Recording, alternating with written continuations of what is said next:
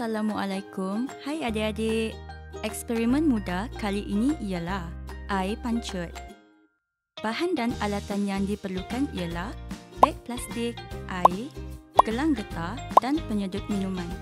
Langkah pertama, masukkan air sehingga separuh beg plastik.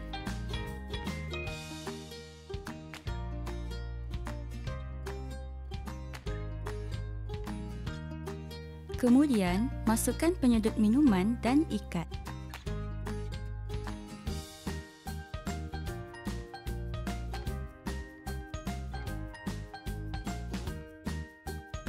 Langkah seterusnya, tiup penyedut minuman dengan kuat dan dengan cepat.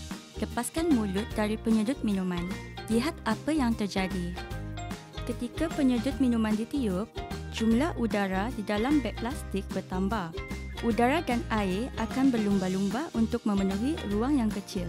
Disebabkan air berada tepat di mulut penyedut minuman, maka airlah yang terlompat keluar. Selamat mencuba!